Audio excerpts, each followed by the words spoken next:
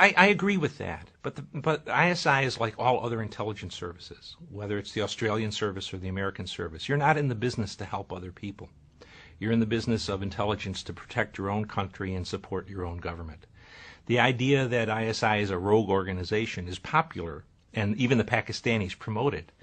But having worked with them for the better part of 20 years, they're a very disciplined, very able intelligence service. As I said, Pakistan doesn't leave the area when we do.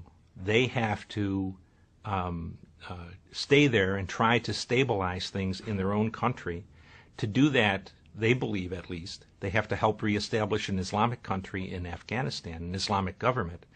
So Afghanistan, if it looks to expand, will look north to Central Asia and not into Pakistan, which in turn allows the Pakistanis to move better than 100,000 troops off of the eastern border back to their western border off the western border rather, back to the eastern border against India, which, whether we like it or believe it or not, they think is their main enemy. So I really find the situation in Afghanistan largely of our own making. And the Pakistanis will support an Islamic government in Kabul because that's their best interest. We have created a mess. They have to sort it out now. And it's really a disastrous situation for the United States, at least, because the American people, I think, are going to believe bin Laden's dead, we're leaving Afghanistan, the problem is over.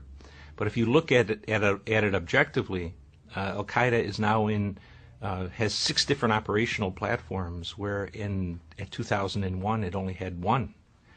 And so we're much worse off. And we've also demonstrated to the Islamists that we are not, it's an old-fashioned word, but we're not manly. But the enemy loses hundreds a week, and we, a country, a superpower of 300 million people, cannot tolerate the loss of 160 people a year. It's a bad example to set for an enemy who is willing to expend enormous numbers of lives.